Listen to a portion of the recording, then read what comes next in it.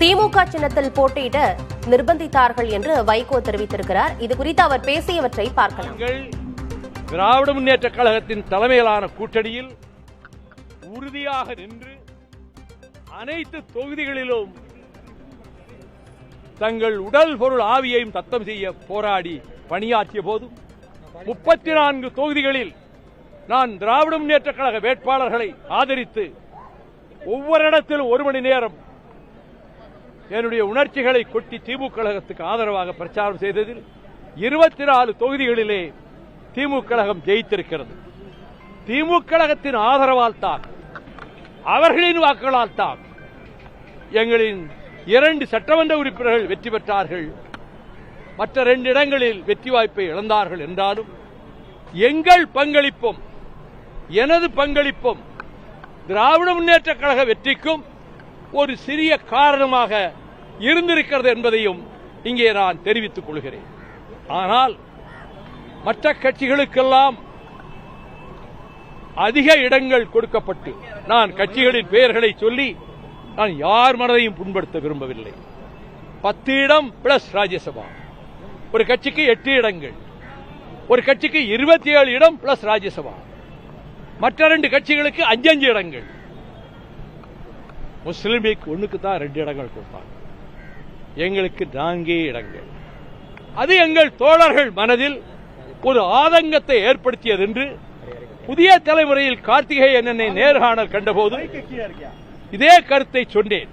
தமிழ்நாடு பூராவில் இருக்கக்கூடிய மறுமலர்ச்சி திமுக தோழர்கள் மனதில் நாம் தொகுதிகள் ஒதுக்கப்பட்ட விகிதம், அதிலும் அவர்கள் கட்சி சின்னத்தில்தான் போட்டியிட வேண்டும் என்ற நிர்பந்தம், ஒரு தொகுதியில் நாங்கள் விரும்புகிற சின்னத்தில் போட்டியிட்டுக் கொள்ளலாம் என்று தெரிவித்து அதற்கான ஏற்பாடுகள் எல்லாம் செய்யப்பட்ட நிலையில் 24 மணி நேரத்துக்குள், அது கடைசி நேரத்திலும் அங்கும் நாங்கள் தனி சின்னத்தில் போட்டியிடக்கூடாது, உதயசூரியனில் தான் போட்டியிட வேண்டும் என்ற நிர்பந்தத்தால் அதையும் நாங்கள் ஏற்றுக்கொள்ள வேண்டியதாயிற்று.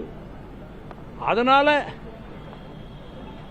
நாங்கள் எங்க சின்னத்திலே நின்றிருந்தா, இப்ப நான் சொன்ன கட்சிகள் எல்லாம் திமுக ஆதரவோடு ஓட்டு பெற்று ஜெயித்த காங்கிரஸ் கட்சி நன்றி கூட வந்து சொல்லாம பாவேகாவுக்கு ஆதரவு கொடுத்து அமைச்சரவையில் இடம்பெற்றுச்சு. அதை போல தேசிய முற்போக்கு திராவிட கழகம் 10 இடங்கள் பிளஸ் ராஜ்யசபா பெற்று 1 இடம்தான் ஜெயித்தது. அவர்கள் சின்னத்தில் தான் போட்டியிட்டார். அதை போலத்தான் மார்க்சிஸ்ட் கம்யூனிஸ்ட் கட்சியும் இந்திய கம்யூனிஸ்ட் கட்சியும் அவர்கள் சின்னத்தில் தான் போட்டியிட்டு 2 இடங்கள் தான் வென்றார்கள். எனவே எங்களுடைய மனதிலே இப்ப நம்ம தனி சின்னத்தில் நின்றிருக்கலாமோ என்ற எண்ணம் இருந்ததால் அந்த ஆதங்கத்தை அவர் வெளிப்படுத்தியிருக்கிறார். நாங்கள் அதை பெரிதாக நான் எங்கும் சொல்லிக் கொண்டதில்லை. இன்று நீங்கள் கேட்டதனால் அதை பற்றி சொன்னேன். எதுவாயினும் இதுபோன்ற தொண்டர்கள் மனதில் இருக்கக்கூடிய உணர்வுகள், நிர்வாகிகள் என்ன நினைக்கிறார்கள் என்பதெல்லாம் ஜூன் 27ஆம் தேதி நாங்கள் நடத்த இருக்கிற பொதுக்குழுவில் கருத்துக்கள் பரிமாறப்படும். இதுதான் என்னுடைய பதில். கடுமையான விமர்சனம் முன்வைக்கிறாங்க. காங்கிரஸ் ராஜ்யசபாவும் 27 சீட்டு வாங்கிட்டு மந்திரி சபையிலே சேர்ந்துட்டாங்களே, எப்படி எங்களை அவங்களை கம்பேர் பண்றீங்க? எங்க மேல உள்ள ஒரு நல்லெண்ணம் இல்ல, அதனால கம்பேர் பண்றாங்க. அவங்களை எங்களை எப்படி கம்பேர் பண்ண முடியும்? எங்களை சிறுத்தைகளை எப்படி கம்பேர் பண்ண முடியும்? அவங்க இங்கதான் இருந்தாங்க, ஆட்சியை ஆதரித்து மந்திரி சபையிலே சேர்ந்துட்டாங்கல்ல. அப்படிப்பட்ட நிலைக்கு நாங்க ஆளாகலையே. அதனால எங்களுக்கு குறைச்ச சீட்டுகள் கொடுத்து எங்க சின்னத்திலே நிற்க வச்சது என்கிற ஆதங்கம் தொண்டர்கள் மனசுல இருக்கு. அதை அவர் வெளிப்படுத்திக்கார், அவ்வளவுதான். மற்றபடி வேறு எந்த முடிவும் நாங்கள் எடுக்கவில்லை. அவசரப்பட்டு எந்த முடிவும் எடுக்கவும் மாட்டோம். பொதுக்குழுவிலே ஆற அமர எல்லோருடைய கருத்துக்களும் பரிமாறப்பட்டு அதற்கு பிறகுதான் எதிர்காலம், தேர்தல் வரும்போதுதான் தேர்தல் கூட்டணி பற்றி பேசுவோம்.